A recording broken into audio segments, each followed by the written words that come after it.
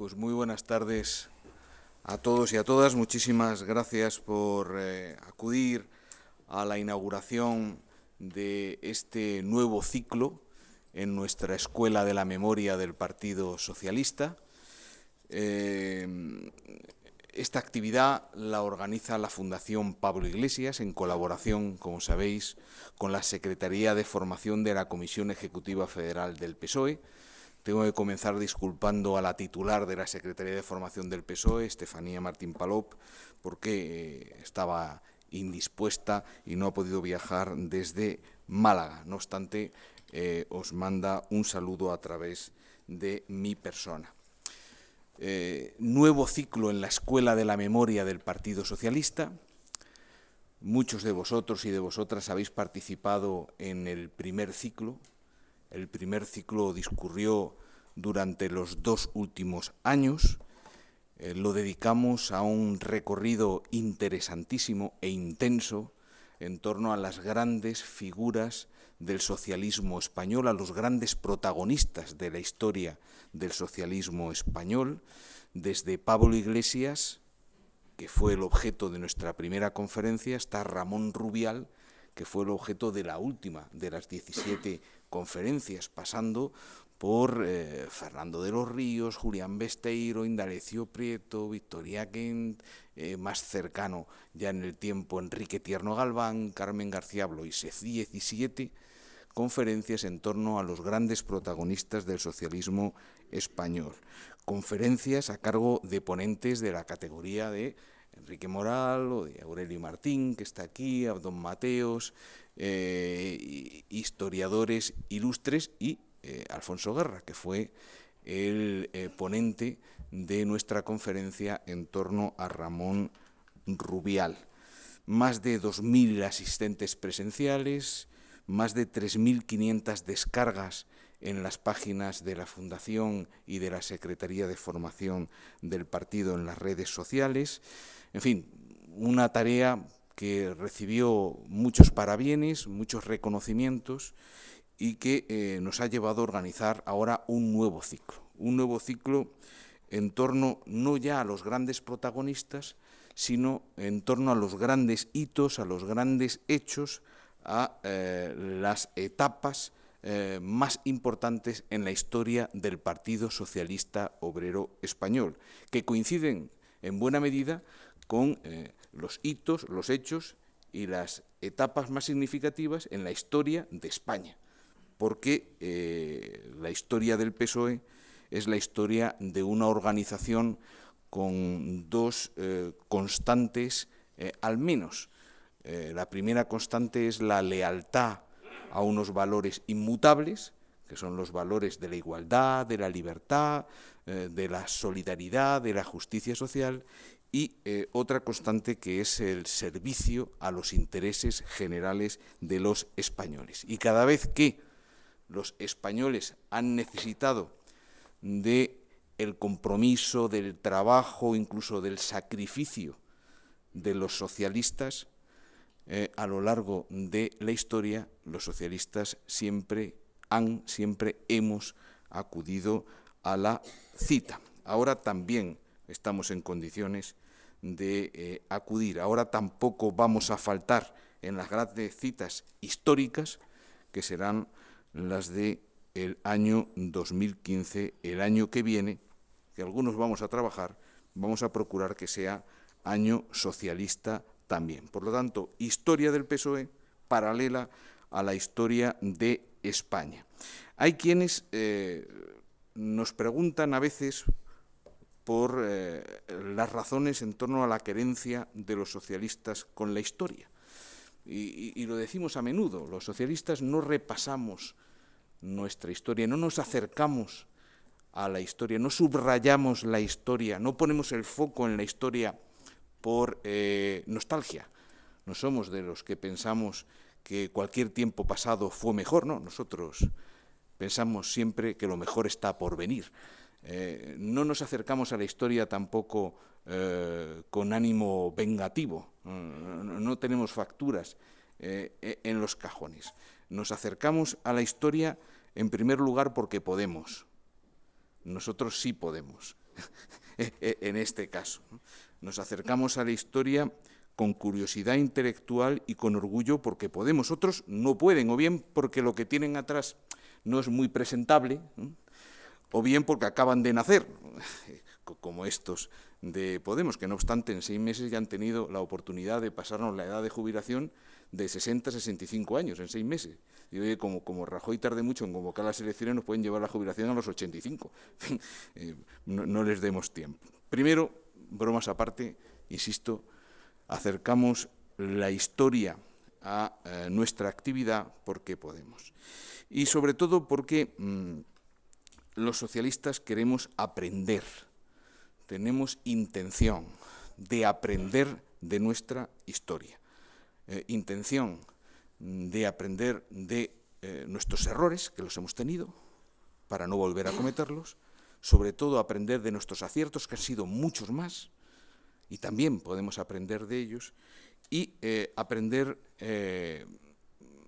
del ejemplo de miles y miles de hombres y de mujeres que han servido lealmente y con brillantez a las ideas del PSOE, que son las ideas mayoritarias en la sociedad española. Como decía, las ideas de la igualdad, de la libertad, de la solidaridad, de la justicia social. También, y con esto termino, nos acercamos a la historia, nos aproximamos a la historia para ser conscientes de que buena parte de las mejores páginas de la historia de este país, sobre todo las que tienen que ver con la conquista de los mejores derechos y de las mejores libertades, de las libertades más importantes, se han escrito con puño y letra socialista.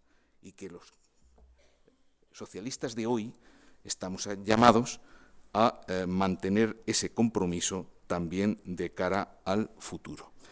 Por lo tanto, nuevo ciclo en torno a la Escuela de la Memoria, a la historia del PSOE. La primera conferencia de este ciclo la vamos a dedicar a la fundación del PSOE en el año 1879.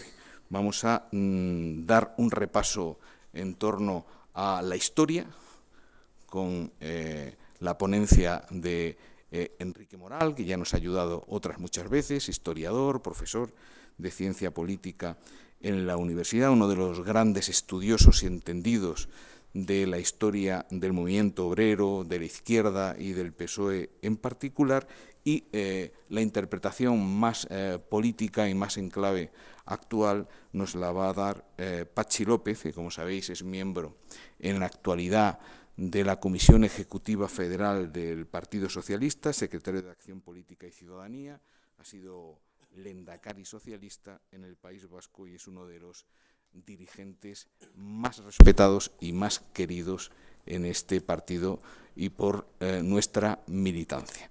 Vamos a darles la palabra, si os parece, en este orden. Primero Enrique Moral, unos 20 minutos, después Pachi López, unos 20-25 minutos, y después, como es habitual, abrimos un diálogo con la concurrencia.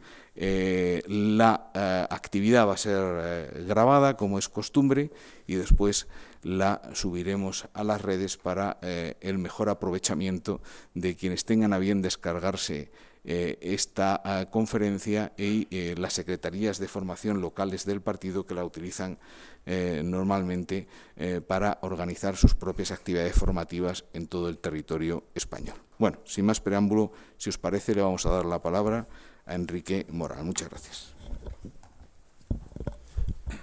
Buenas tardes a todos. Muchas gracias a la Comisión Ejecutiva por permitirme una vez más dirigirme a los compañeros y a todo aquel persona que tenga interés en estos temas desde esta tribuna de la calle Ferraz, en este edificio que también tantos recuerdos y demás nos trae a los que militamos en este partido. Rafael ha expuesto que plantee un poco los orígenes del partido, y como son 25 minutos, pues esos orígenes me van a dar tiempo más o menos a a quedarme pues en los 30, 40 primeros años de la organización. Voy a contar algún capítulo que quizá sea menos conocido, que realmente es artículo originario. Todo el mundo sabe que el Partido Socialista hunde sus raíces dentro de esa fracción del movimiento obrero que, por seguir los lineamientos ideológicos de Marx y Engels, pues se definió como el movimiento obrero de filiación marxista.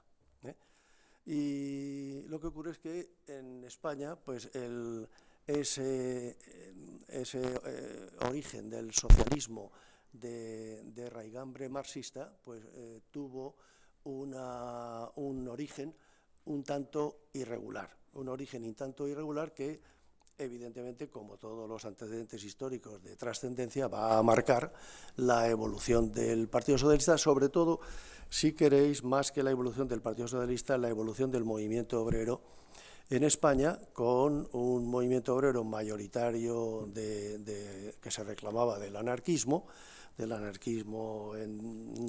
que tampoco era una doctrina muy homogénea.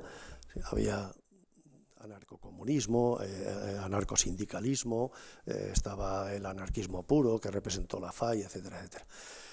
¿Por qué se produce en España esta situación que muchos vinculan quizás pues a las inclinaciones federalistas en Cataluña, cuando lo cierto es que el anarquismo arraigó exactamente igual o con más profundidad en las regiones del sur, por ejemplo, ¿no? Aunque efectivamente también con matices diferenciales. Pues en buena parte ese origen del movimiento obrero en España, en estas dos vertientes y algunas otras más que fueron poco a poco disolviéndose y quedando como minoritarias, se origina en la forma en que llega a España la Primera Internacional.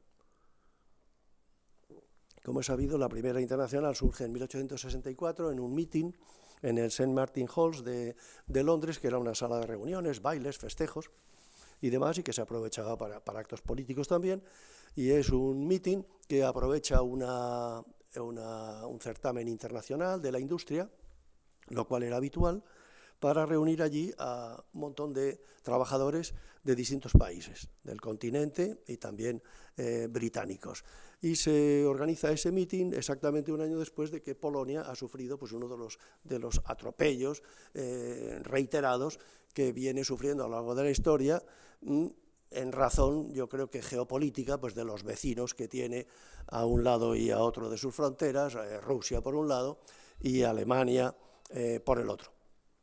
Y en ese sentido, pues, ha sufrido uno de estos envites y el movimiento obrero reacciona convocando un mitin contra la situación en Polonia, mitin que al reunir a representantes de distintos países europeos, fundamentalmente Inglaterra, Alemania, Francia, Bélgica y demás, con motivo de una exposición internacional de industria, pues va a dar lugar a un organismo que se pretende que se consolide y que no sea solamente una manifestación esporádica, coyuntural, temporal, sino que sea algo que se articule y que intente movilizar a los trabajadores de los países, por lo menos los más industrializados, para, de alguna manera, pues tratar de contrarrestar pues, todo aquello que lesionaba los intereses de la clase trabajadora. Surge esa Primera Internacional en 1864, se va a desarrollar, y en los primeros años no hay presencia española.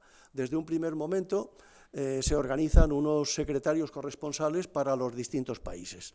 Y hay un secretario corresponsal para Francia, hay un secretario corresponsal para Alemania, hay un secretario corresponsal para Suiza, hay un secretario corresponsal para Italia y hay un secretario corresponsal para España. Pero leyendo las actas del Consejo General de la Primera Internacional no hay la más mínima intervención ni el más mínimo movimiento. ¿Cuándo va a aparecer España en la vida, en la actividad de la Primera Internacional? Que no olvidemos que ahí está Marx, allí estará Engels, no desde el 64, pero sí desde el 70, 1870, pues va a aparecer cuando en España se produce un movimiento, una convulsión, que realmente constituye un aldabonazo que hace que Europa, de alguna manera, gire la vista hacia España. ¿Qué está pasando en esa península que está ahí al otro lado de los Pirineos, semiolvidada, atrasada, clerical, con una monarquía que sí, que es constitucional, pero con un régimen en el que el monarca pues sigue teniendo nada menos que los poderes de disolver el Parlamento y de designar a la persona, al partido, al líder que debía formar gobierno, que ganaba siempre las elecciones por el sistema del pucherazo, etcétera, etcétera. Bueno, parece que se despierta ese país que no tiene ninguna importancia. 1868 es la revolución, como saben ustedes, sorprende veraneando a la reina Isabel, entonces va a dar un paseo, en el paseo cruza el puente internacional y ya no volvió a España doña Isabel II. La revolución, sexenio revolucionario, 6 años que fueron todo menos aburridos, porque fue la revolución, se constituye en septiembre una constituyentes con una constitución liberal que concede el sufragio universal, pero inmediatamente van a estallar movimientos insurreccionales, tanto en las colonias como aquí acabarán siendo los movimientos cantonales, ya más avanzado el sexenio. Una nueva dinastía, puesto que evidentemente nadie quiere saber nada de los Borbones, traemos a la más moderna que hay en el mundo, la más liberal, la italiana, acaba de conseguir con Garibaldi la unificación, en fin. Vienen aquí los Saboya, Amadeo llegó, su valedor se lo encontró ya cadáver, que era el general Prim. Duró 1 año y pico, escaso, abandonó este país porque le pareció que era imposible de sacar nada en limpio y en ese proceso y demás, pues ya el final del sexenio es la Primera República, que no duró ni siquiera 1 año, o sea, duró menos que el reinado de Amadeo. Bueno, pues en ese momento tan convulsivo, con tal cantidad de acontecimientos dentro y fuera de España, pero relacionados con España y con sus posesiones de ultramar, pues es cuando se van a fijar en la internacional.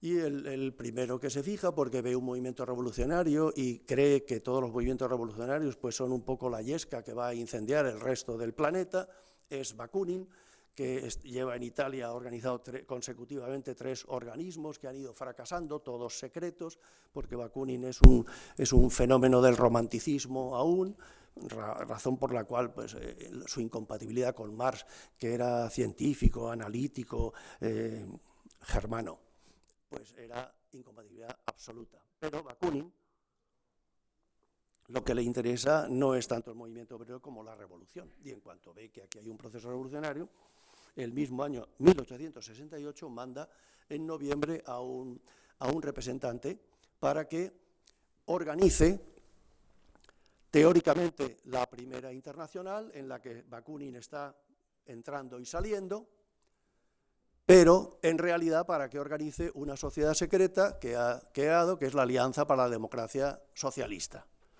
Bakunin piensa que el movimiento obrero debe ser movido, no quiero emplear el término manipulado, por una organización interna, secreta, interior, que desde interior es la que mueva los hilos, es la que movilice, es la que lance las consignas, es la que impregne con sus principios al conjunto del movimiento obrero. Tiene que haber una especie de cerebro, que es esa entidad secreta, de la cual, pues como digo, en Italia ha hecho 3 intentos consecutivos, uno dentro de la masonería, otro dentro de un organismo internacional en el que está Garibaldi, todas las grandes personalidades liberales, radicales de la época, que también han acabado expulsándole, y finalmente pues se ha integrado en la Primera Internacional con el mismo objetivo.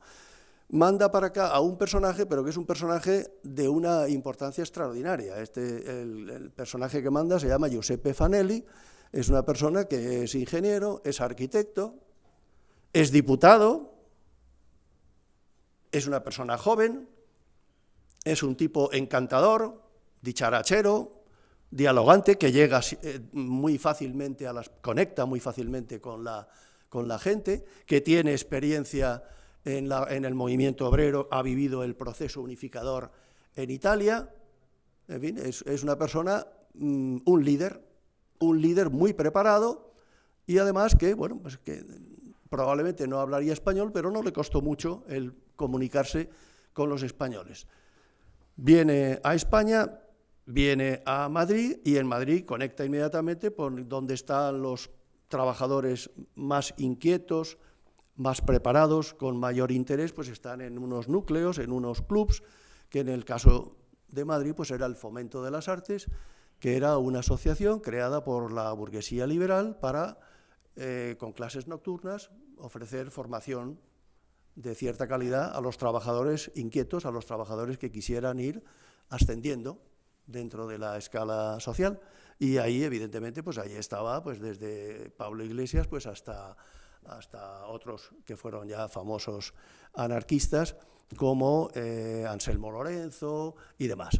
Y, naturalmente, ahí cala con este grupo, le habla de la Internacional, pero al mismo tiempo, a los que le parece, pues los incorpora también a la Alianza de la Democracia Socialista, que para Fanelli en ese momento no está muy claro dónde acaba la Internacional y dónde empieza la Alianza, le parece que es prácticamente lo mismo, aunque tiene muy claro que los más selectos son los que tienen que estar en la Alianza de la Democracia Socialista. Y entonces distribuye una serie de folletos y demás, que unos son de la Internacional y otros son de la Alianza de la Democracia Socialista, con lo cual crea el primer núcleo en Madrid dentro de esta confusión ideológica que tardará algún tiempo en aclararse. Y a continuación pasa a Cataluña. Y en Barcelona exactamente igual, va a conectar, y en Cataluña además lo tiene bastante más fácil, porque en Madrid la industria pues no es precisamente nada que tenga trascendencia en aquella época, estamos hablando de los años 60, en los cuales pues había, si quieren ustedes, dos segmentos industriales con cierta trascendencia en cuanto a que podían tener centenares o miles de personas dedicadas a esas profesiones. Una era la construcción.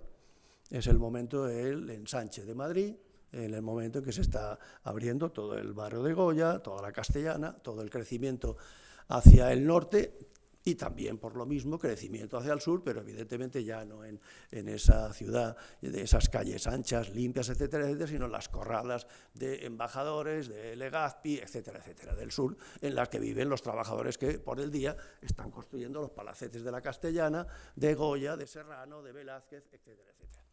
La construcción. 26 oficios distintos, pero miles de trabajadores procedentes en general de las cercanías de las provincias limítrofes con Madrid. La otra gran industria que existe en Madrid tiene relación con las artes gráficas. ¿Por qué? ¿Porque se publicaban muchos libros y se leía mucho? Pues no. Pues por la sencilla razón de que en los años 60 del siglo XIX, y esto es sorprendente, pues en Madrid se podía publicar 50, 60 periódicos diarios. Es sorprendente, ¿verdad? Nos quedan ya 3, 4 periódicos diarios, ¿no? Bueno, pues en aquella época 50, 60 periódicos, evidentemente no eran periódicos de la densidad que tienen los diarios hoy en día, generalmente eran un cuadernillo, 2 cuadernillos, gran formato, gran tabloide y demás, pero se publicaban diariamente. ¿Y por qué había tanto periódico? Pues porque no solamente cada partido y muchas instituciones como la Iglesia Católica tenían su periódico, sino que cada fracción dentro de cada partido, y había muchas fracciones dentro de cada partido, tenía su propio periódico diario. Hasta tal punto que en el siglo XIX y buena parte del XX, los líderes políticos, todos, generalmente sin distinción, han comenzado por ser director de un periódico que representaba en aquel momento una fracción dentro de su partido. Pero si cogen ustedes los líderes políticos de la época, raro es el que no dirigió el periódico correspondiente. En el caso de Pablo Iglesias, pues es un caso más, como lo fue Lerroux, como lo fueron Melquiades Álvarez, como fueron cantidad de políticos del momento. Bueno, que tanto periódico daba lugar a dar vida a muchas imprentas, y muchas imprentas pues necesitaban pues un personal adecuado. La diferencia entre una industria y otra es que en la construcción predominaba el analfabetismo, mientras que en las artes gráficas era todo lo contrario. Para componer había que saber leer y escribir correctamente, y además pues era muy frecuente el que al componer hubiera que componer frases en latín, frases en francés, y entonces pues muchos trabajadores de artes gráficas como Pablo Iglesias pues se esforzaron en aprender el francés, por ejemplo, porque naturalmente aquello le permitía progresar y le permitía naturalmente el tener unas remuneraciones de mayor consideración que el que simplemente sabía lo elemental de la lengua castellana. Esas dos industrias en Cataluña era el textil, y un textil extraordinariamente desarrollado. O sea, en Cataluña ya el año 56 hay una huelga en la que intervienen 20.000 tejedores. El año 56, 1856.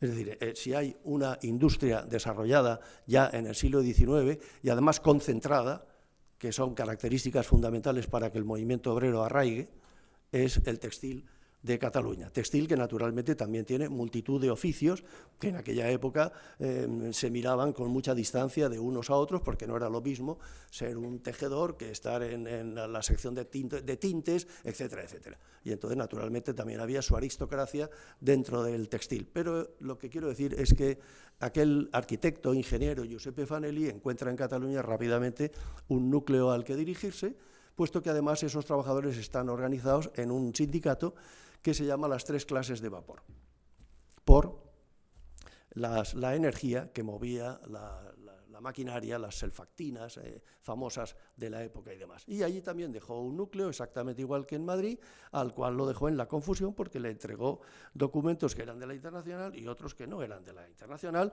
aunque los entrega como si también formaran parte de la ideología de la Internacional. Y entonces ya tenemos a finales del año 68 que hay dos núcleos organizados de la Internacional en España, pero por un delegado de Bakunin que ha venido aquí a organizar dos entidades de forma paralela y simultánea.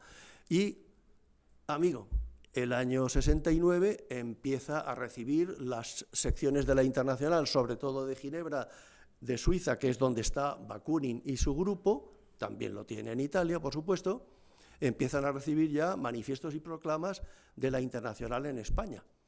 Bueno, pues aún así, aún tardará bastante tiempo en enterarse en Londres el Consejo General de la Internacional de que existe movimiento obrero en España y de que el Estado, aunque era un Estado pues que le faltaban bastantes cimientos para poderse comparar con los estados más desarrollados de Europa, pues también existía en los trances que he comunicado de una nueva dinastía, una república, etcétera, etcétera.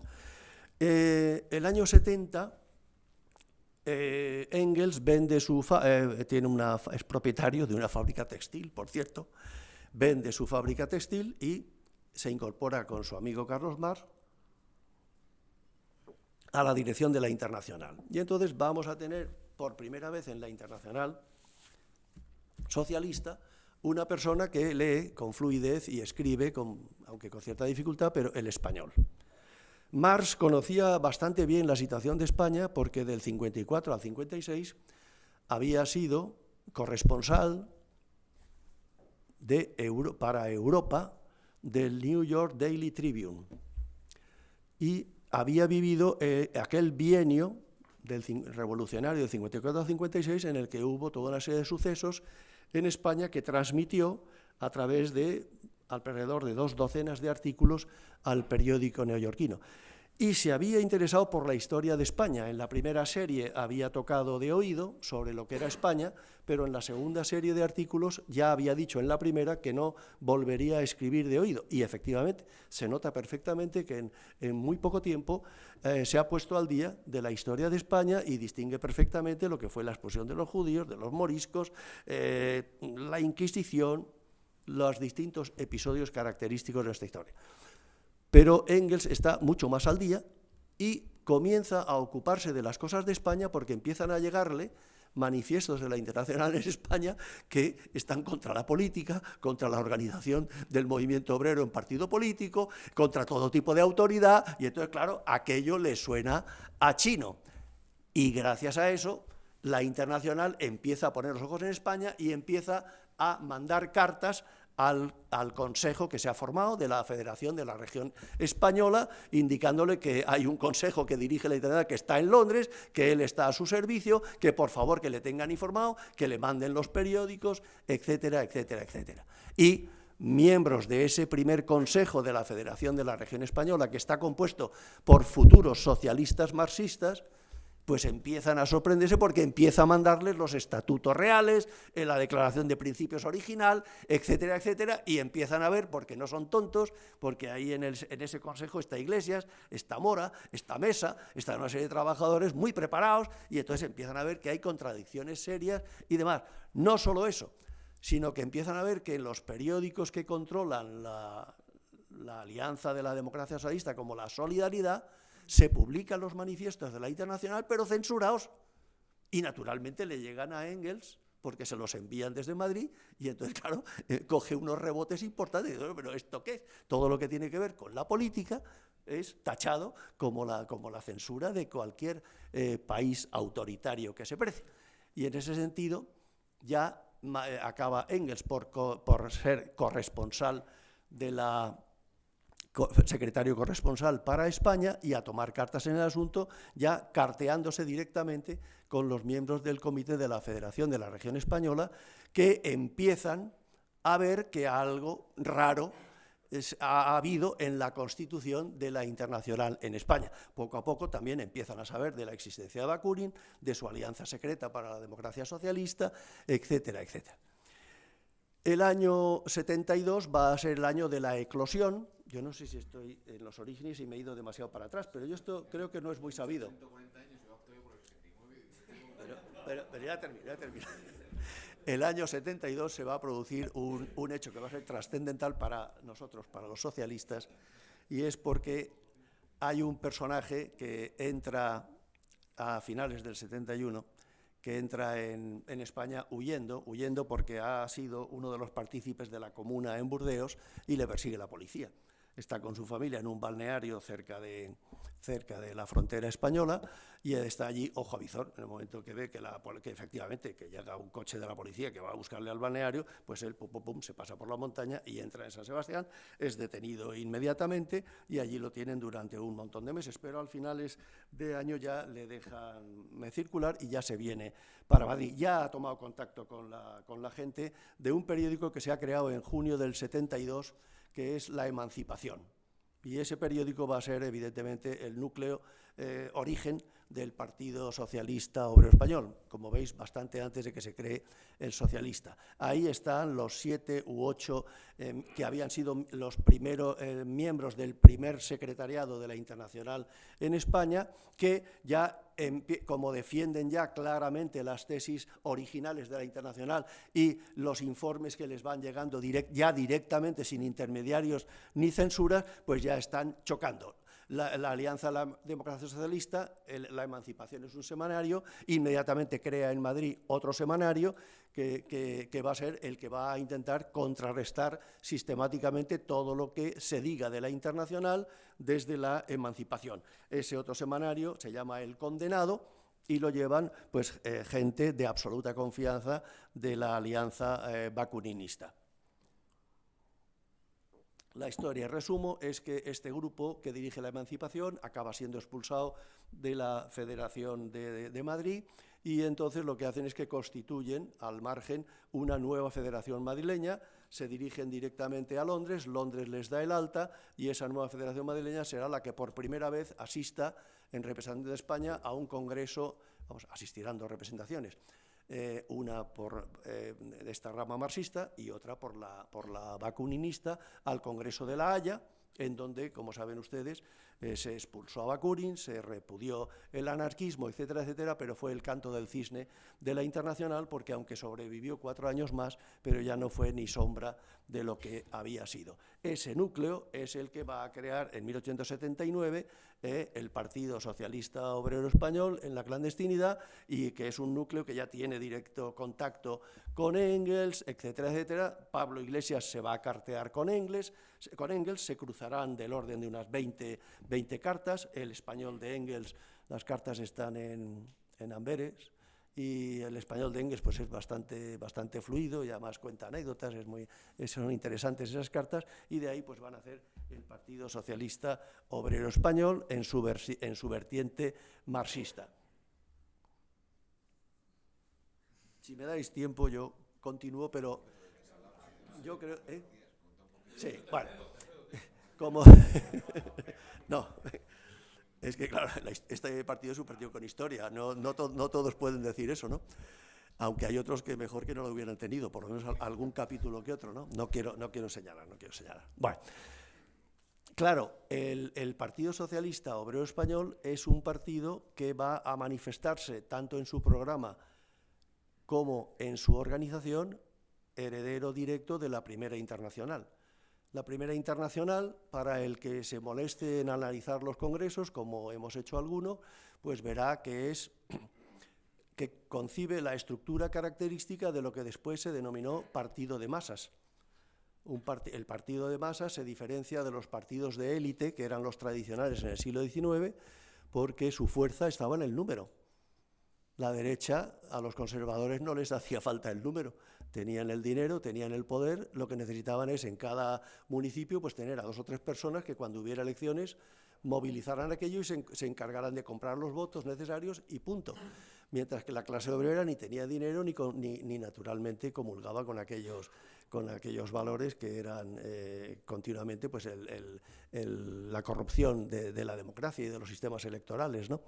Y en ese sentido, la Internacional crea los partidos de masas, los partidos de afiliación, en los cuales tú tienes que pedir el ingreso, la organización te puede dar el ingreso o no te lo puede dar, lo normal es que te tuvieran que avalar 2 compañeros que llevaran bastantes años en el partido, con lo cual se evitaban muchas sorpresas. Eso aquí desapareció, no sé muy bien por qué, y evidentemente tuvimos y hemos tenido una sorpresa tras otra. Bueno, no quiero venir a la actualidad porque eso se lo pisaría a Pachi y no me lo perdonaría.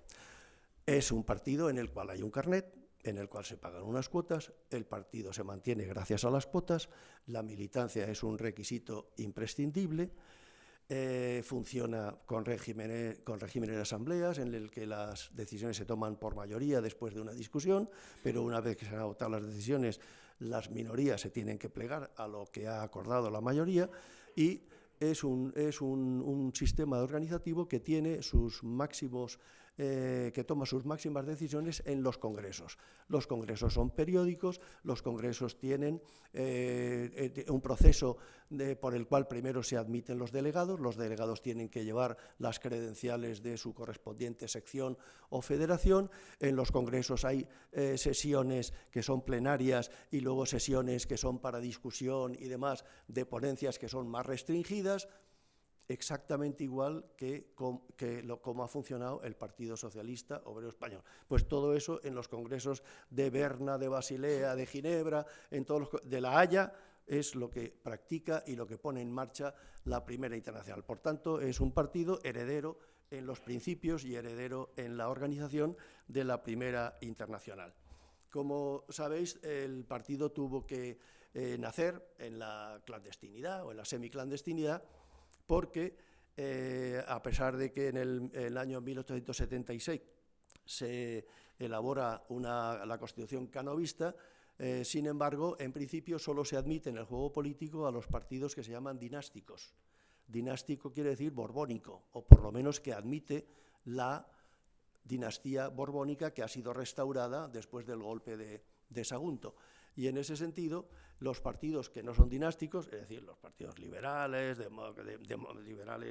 republicanos, demócratas, no digamos los partidos obreristas, pues naturalmente no tienen carta de legalidad hasta que llegue Sagasta y empiece en 1880 ya a permitir los partidos no dinásticos dentro del juego político.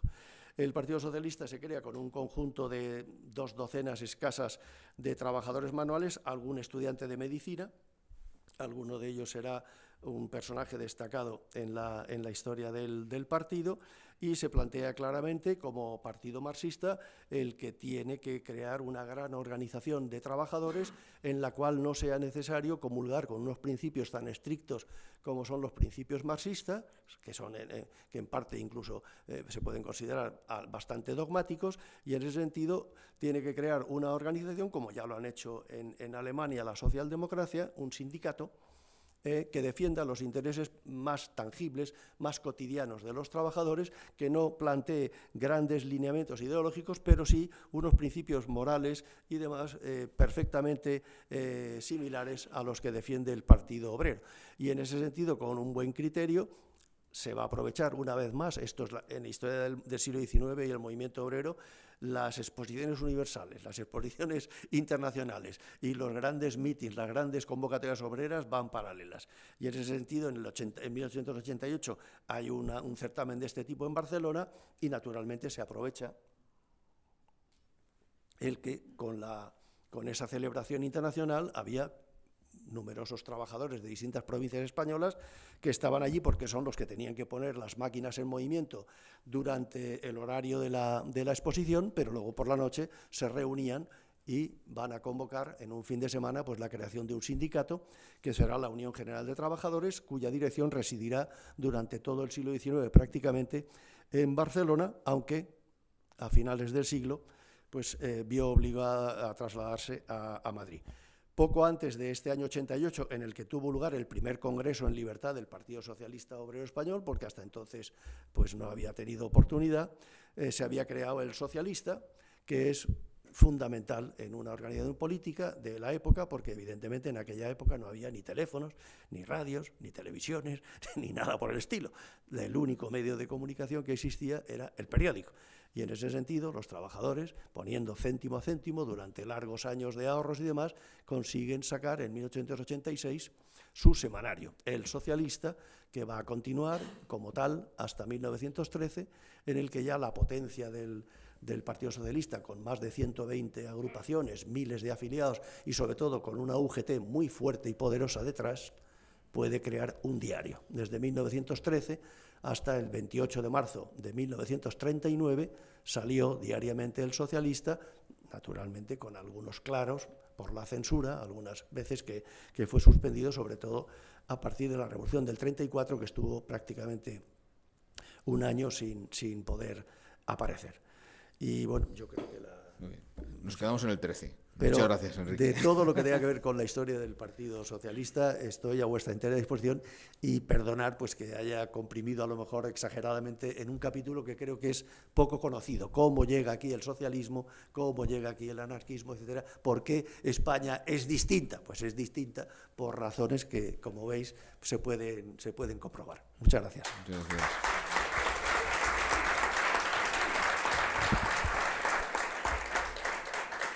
Apresurado, pero intenso e interesantísimo. Ahora vamos a escuchar a Pachi. Buenas tardes, Arratsaldeon. Guztioi. Bueno, primero gracias a la Fundación Pablo Iglesias y a su Escuela de la Memoria.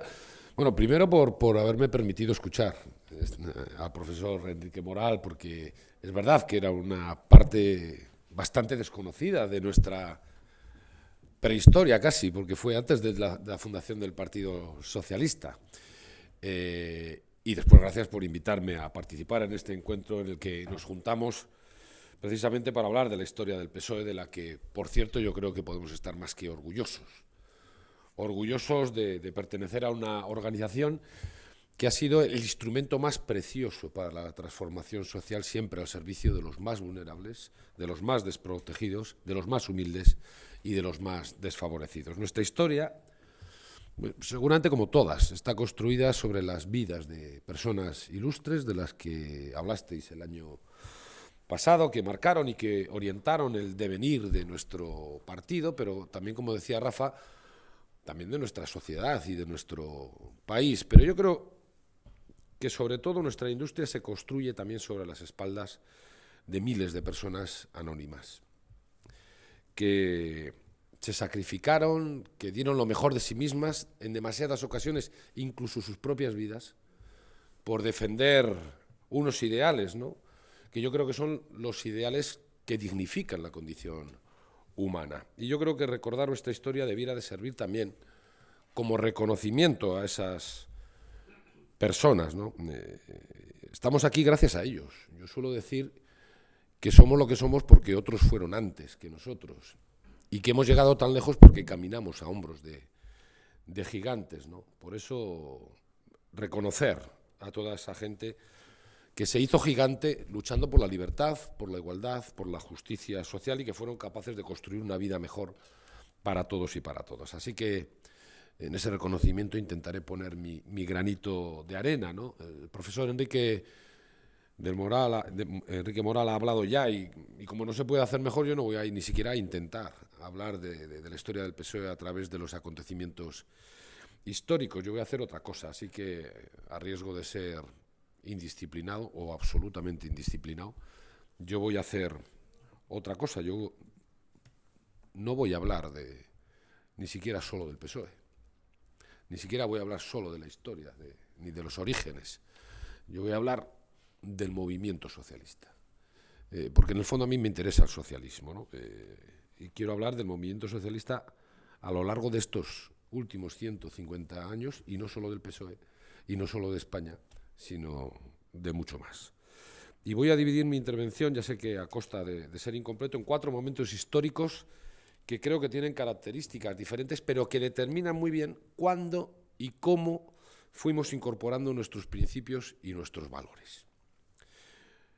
Primero, lo que yo llamo la época heroica, la de los comienzos, a finales del siglo XIX. Después, la época revolucionaria, de las décadas de los 20 y de los 30 del siglo pasado. Luego, la posguerra de la Segunda Guerra Mundial. Y, por último, la época actual, la de la nueva modernidad. Bien, los comienzos. Seguramente se nos hará muy difícil hasta imaginarlo, porque creo que, de verdad, tal y como vivimos hoy, a nosotros se nos hace casi imposible comprender siquiera la situación real de las masas de obreros a finales del siglo XIX. Grandes masas que en muchas ocasiones habían venido del campo y que se amontonaban en las ciudades industriales en condiciones casi de animalidad. Millones de seres que vivían sin vivir. Cadáveres andantes a los 30 años, con una tasa de alcoholismo, porque era su única vía de escape de la realidad, espeluznante. Para visualizarlo, me vais a permitir leeros un trozo de una gran canción de Jacques Brel, que dedica a Jaurès, el político socialista francés asesinado 3 días después de comenzar la Primera Guerra Mundial, al que luego volveré. La canción dice: están ya gastados a los 15 años, han terminado antes de comenzar. Los 12 meses se llamaban diciembre. Qué vida han tenido nuestros abuelos entre la absenta y las misas mayores. Se convirtieron en viejos antes de haber sido hombres. 15 horas al día rompen los cuerpos y dejan en la cara una pintura de ceniza. Bueno, pues es en ese ambiente, en esta vida gris sin vida, donde surgen los primeros movimientos socialistas. Y surgen como un grito desesperado para decir basta. Surgen como una enorme denuncia de una vida insoportable de los trabajadores y trabajadoras. Es un esfuerzo desesperado para reivindicar la humanidad, la condición humana de los obreros. Y por eso el movimiento socialista comienza necesariamente como reivindicación de mejoras de las condiciones del trabajo. Pequeñas o grandes reivindicaciones sobre el salario, sobre las viviendas que ocupaban, sobre las condiciones laborales que eran de explotación, cuando no de práctica esclavitud. Pero sobre todo el movimiento socialista se fortalece como una organización de socorro mutuo, de ayuda entre obreros. Y junto a esas reivindicaciones de salario, de vivienda, se crean las mutuas y se crean las pequeñas igualas para ayudarse entre ellos en los momentos de desgracia. Y este carácter del movimiento obrero para ayudarse entre ellos es el que más me interesa, porque es el que le dará al socialismo uno de sus rasgos mejores: la solidaridad obrera, creando un sentimiento de hermandad entre los oprimidos. Es decir, la fraternidad es uno de los primeros y mejores valores éticos con los que se construye el socialismo. Desgraciadamente, a veces a uno no le queda más remedio que pensar que ese es hoy un valor casi olvidado. Esa convicción profunda de que compartimos la misma dolorosa experiencia de la vida y que eso nos une irremediablemente en nuestra misma lucha. Para mí la fraternidad no es un concepto de estrategia política, sino la base moral del movimiento socialista. Y nace en esa época heroica, cuando surgen las cajas de solidaridad, las pequeñas igualas para ayudar en la enfermedad y para socorrer a las viudas de los trabajadores que se quedaban sin absolutamente nada. Y es en esa época heroica cuando se extiende un sentimiento de fraternidad que construye una unidad de la clase obrera como comunidad con un destino o con su destino compartido en el que hace a cada uno ser solidario con su compañero frente a la opresión brutal que estaban sufriendo.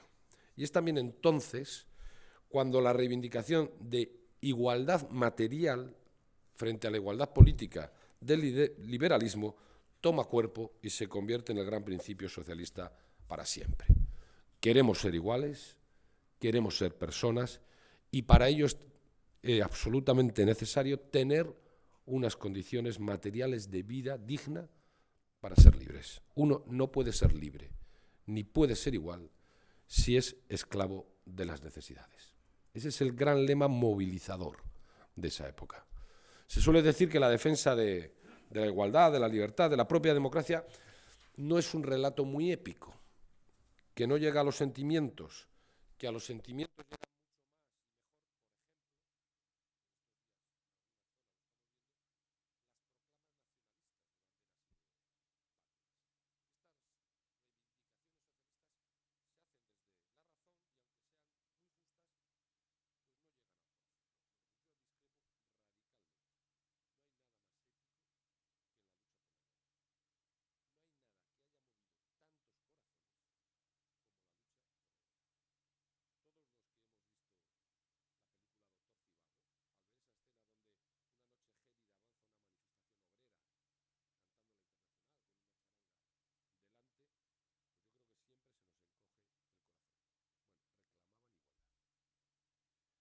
Por eso le he llamado la época heroica a estos comienzos del socialismo, totalmente unido a las reivindicaciones obreras, unido al grito desesperado por tener una vida digna y decente.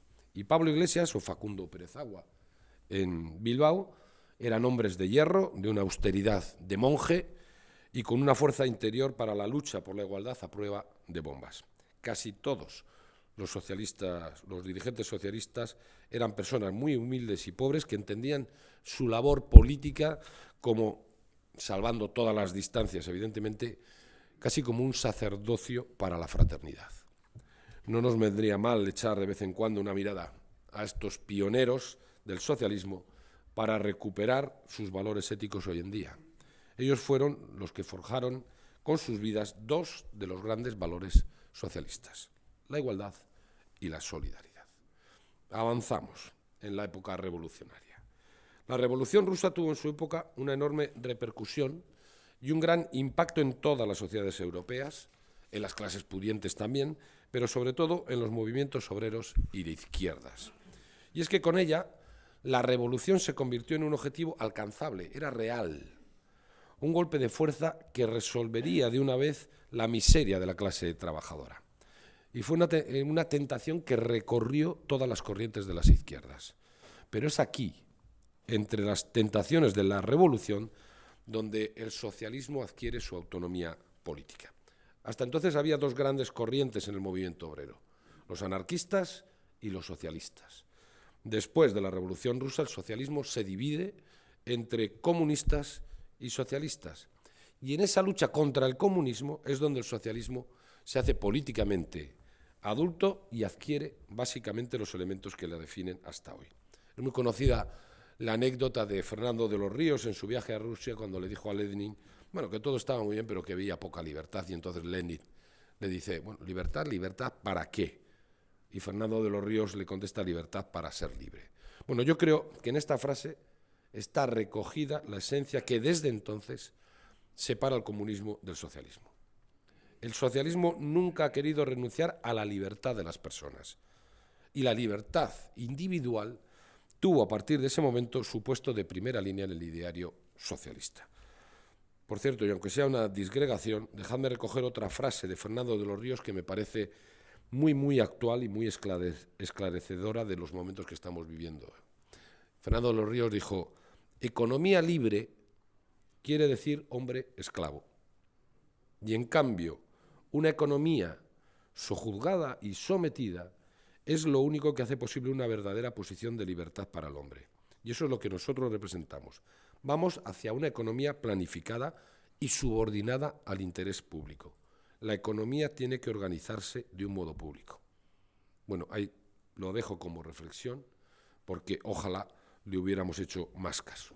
Y sigo con el relato en el que, en otro momento, por cierto, esta frase de Fernando de los Ríos también me vendrá al pelo. Bueno, el socialismo, como decía, ha unido siempre la lucha por la igualdad con la defensa de las libertades de las personas. Y por ello el socialismo nunca ha renunciado al sistema democrático. Frente al comunismo autoritario, el socialismo defendió siempre que es posible mejorar la vida de los más humildes, que es posible trabajar para que los hijos tengan un mejor futuro que sus padres, con el respeto a la democracia y a la libertad. Es verdad que la definición del socialismo democrático no se hizo sin tensiones, que hubo tendencias y corrientes filomarxistas que duraron mucho tiempo, especialmente en el socialismo español a causa de la dictadura y del exilio, pero es en esos momentos revolucionarios cuando el socialismo elige la libertad frente al totalitarismo. Y fue en Alemania donde esta lucha entre comunistas y socialistas fue más cruenta y más cruel, y precisamente por ello donde surgió el partido socialista más poderoso de Europa. Es decir, en el origen, la solidaridad y la igualdad. En la revolución, la libertad. Bueno, sigamos para ver cómo llevamos estos principios a la práctica. La posguerra. Terminada la catástrofe de la Segunda Guerra Mundial, se plantea la reconstrucción de Europa en todos sus términos, pero especialmente se plantea un nuevo modelo social. Y ahí surge el gran pacto del Estado del bienestar. Es ahí donde el socialismo democrático puede aplicar sus principios políticos, defender la libertad y garantizar la igualdad de oportunidades. Y esta es seguramente la mayor aportación histórica a la emancipación de los más pobres. Y quisiera recordar algunos principios de ese gran pacto del Estado del bienestar. 1. Se reconoce la propiedad y la libertad del mercado, pero el poder político se asegura la regulación de la economía. Recordar la frase de Fernando de los Ríos. 2. El socialismo renuncia a la economía centralizada de Estado, pero se reconoce la participación del Estado en la economía, manteniendo grandes empresas públicas y definiendo la estrategia económica global del país. 3. Se reconoce la necesidad de redistribuir la renta. Los que más tienen que aportar más. Y de ahí surge la fiscalidad progresiva.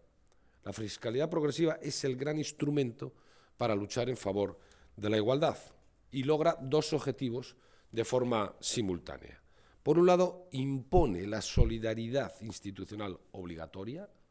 La solidaridad deja de ser algo privado para convertirse en institución de convivencia, y por otro, crea un mecanismo automático para que la acumulación de la renta de los más poderosos no sea una espiral que haga cada vez más rico al rico y más pobre al pobre.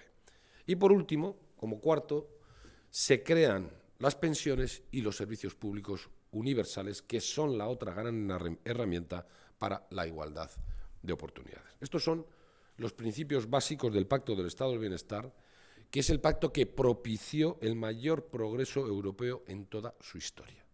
Las décadas en las que más pobres dejaron de serlo.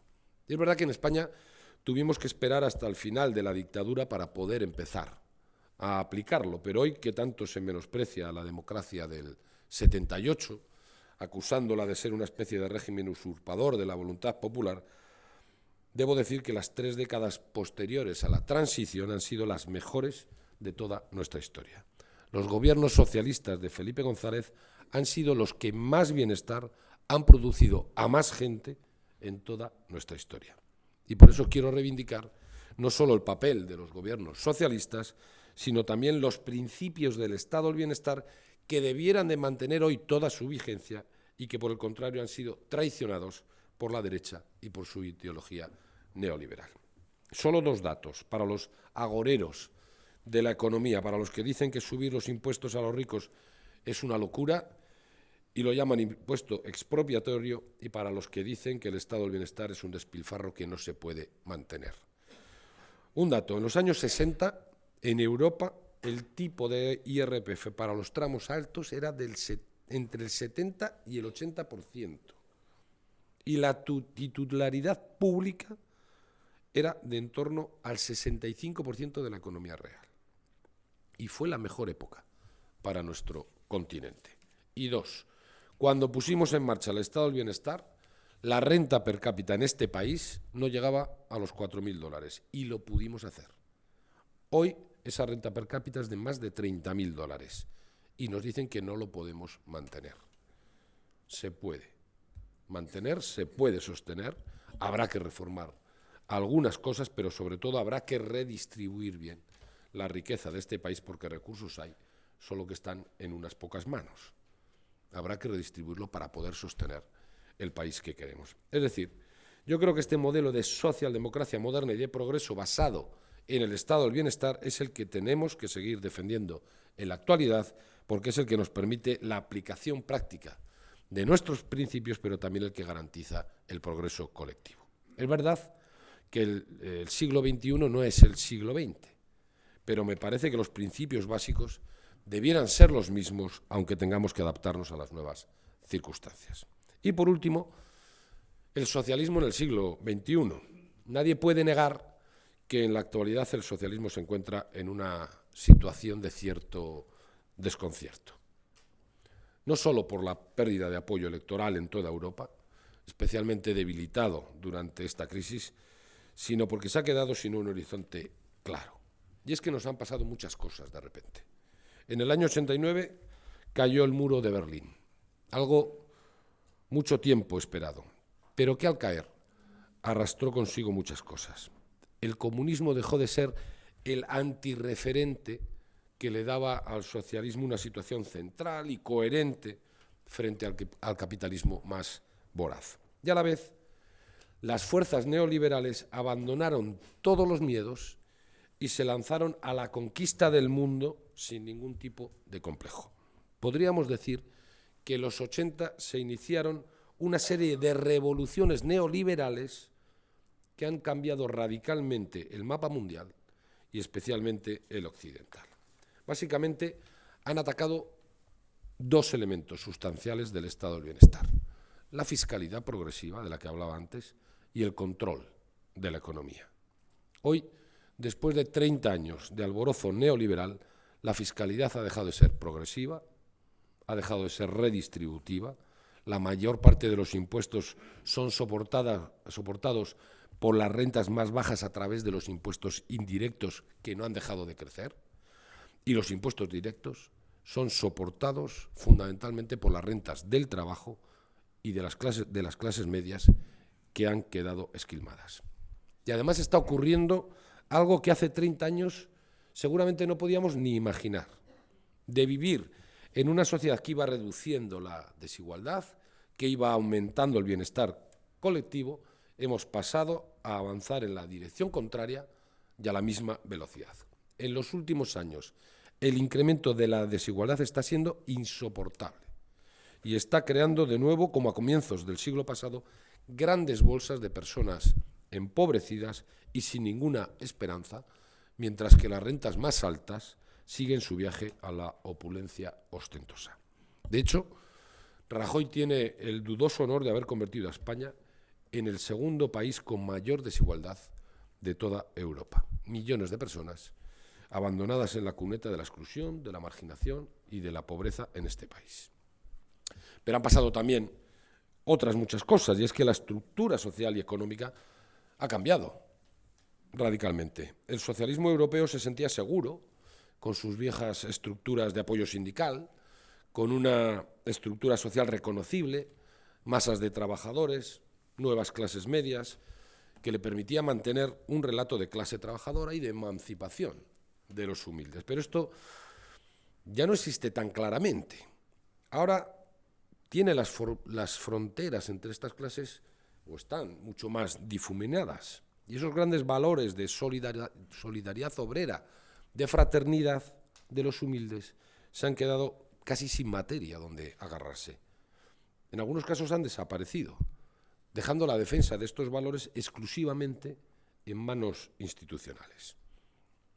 En gran medida, las nuevas clases medias que surgieron de entre la clase obrera gracias a los servicios públicos universales, especialmente la educación, rompieron los puentes que les unían a sus orígenes, rompiendo la fraternidad de los humildes. Es verdad que muchos de ellos están hoy cruzando el puente en sentido inverso, clases medias que están dejando de serlo, pero la realidad fue esta. Así que hoy tenemos que reinventar muchas cosas. Tenemos que redefinir la solidaridad ciudadana, ya no solo la solidaridad obrera. Es decir, una categoría que supera la solidaridad de los viejos colectivos obreros, una solidaridad de personas desperdigadas en clases, en colectivos y en grupos diferentes.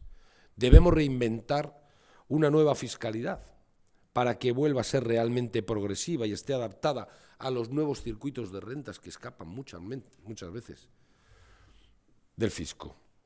Y sobre todo tenemos que recuperar el control de la economía por la política. El socialismo del siglo XXI debe recuperar los valores del viejo socialismo, pero en un entorno totalmente nuevo. Y por eso estamos en una encrucijada.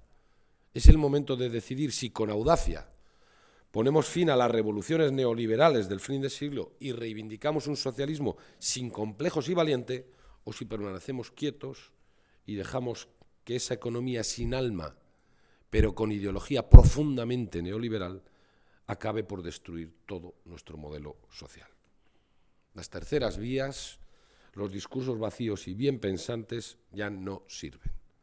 Y tampoco sirven las propuestas que, utilizando el gran malestar de la ciudadanía, prometen el cielo sin tener los pies en la tierra. Para cambiar todo esto, primero tenemos que recuperar en el espacio público el discurso de los principios socialistas con toda la épica movilizadora que contienen. Y de su mano, proponer medidas reales, pero audaces, para avalar y hacer avanzar estos principios. Tenemos que poner fin al tan repetido no hay alternativa, porque sí hay alternativa para salir de esta crisis y reconducir esta situación de incremento de la desigualdad y de la marginación social. Es la alternativa de los socialistas. Tiene que ser la alternativa de los socialistas. Los que ofrezcamos un nuevo pacto, un nuevo contrato ciudadano para reconstruir, sostener y avanzar en un modelo social que sea garantía de una sociedad decente. Y una sociedad decente es la que no deja abandonado a nadie y que progresa colectivamente, no como ahora, que donde el progreso de unos pocos se hace caminando sobre la miseria de muchos. Bueno, hoy no se trata de hablar de esto, eso nos ocupa el resto de los días, pero quiero terminar como he empezado, haciendo referencia a Jaurès. Bien, hace 100 años comenzó la Gran Guerra, la Primera Guerra Mundial. Hace 100 años, en el Café de Croissant de París, un nacionalista exaltado, nacionalista francés, exaltado, asesinó a Jaurès. Y lo asesinó porque se oponía a la guerra, porque defendía que la clase obrera no podía participar en una guerra nacionalista de los capitalistas. Y es que no lo he citado antes, pero quiero hacerlo ahora. Una de las características del primer socialismo fue el internacionalismo. Los socialistas siempre creyeron que su lucha no tenía límites nacionales, que la lucha de los obreros alemanes o españoles era la misma. Por eso, en el origen está la Internacional Socialista, una organización de la clase obrera de todos los países. Pero llegó el año 14, llegó la Primera Guerra Mundial y dinamitó de alguna manera el internacionalismo socialista. Jaurès fue uno de los pocos que se opuso con todas sus fuerzas a este vuelco radical de la posición socialista. A él le mataron y los socialistas de diferentes países fueron a la guerra a matarse entre ellos. Es una de las grandes heridas del socialismo, la pérdida de su carácter internacional, la pérdida de defender los mismos principios en todos los países, de anteponer los intereses de los oprimidos a los intereses nacionales. Y desde entonces el socialismo europeo creo que no ha recuperado este principio internacionalista. Hoy existe la Internacional Socialista, es verdad, pero su papel, y me duele decirlo, es ridículo. Hoy hay un Partido Socialista Europeo, pero sus miembros actúan más como defensores de los intereses nacionales que como socialistas. Por eso quería, para terminar, poner encima de la mesa esta herida, porque me parece que en la actualidad, en un mundo en el que la economía y el neoliberalismo no conoce fronteras, eso sí que está globalizado, es urgente, al menos dentro de la Unión, crear un fuerte Partido Socialista Europeo que actúe como socialdemócratas unidos con los mismos objetivos y no pelearnos por si hay más comisarios alemanes o españoles, porque eso no es lo importante. Lo importante son las políticas que se aplican y desde luego no están siendo las mejores. Es decir, este es una especie de llamamiento a la unidad socialista en Europa, superando de una vez por todas las restricciones nacionales que demasiadas veces nos enfrentan en el reparto de fondos, en el reparto de comisarios, en las políticas. Bien, yo creo que esa figura del socialista francés, de Joguet, nos debiera hacer recordar todos los días que los socialistas somos ante todo eso, socialistas, y que no debiéramos de caer en la trampa de enfrentarnos entre nosotros por intereses nacionales que siempre son utilizados por la derecha en su propio beneficio. Yo creo que esto es lo que necesitamos y en el fondo es lo que están demandando los miles de hombres y mujeres anónimos que hoy siguen luchando por la libertad, por la igualdad y por la justicia, que se están haciendo gigantes, construyendo un nuevo capítulo de nuestra historia.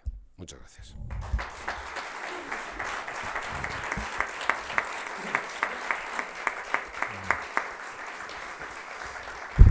Muy bien, Patxi, ha quedado demostrado que es preciso conocer bien de dónde venimos y quiénes somos para dibujar perfectamente nuestro horizonte y nuestros objetivos colectivos.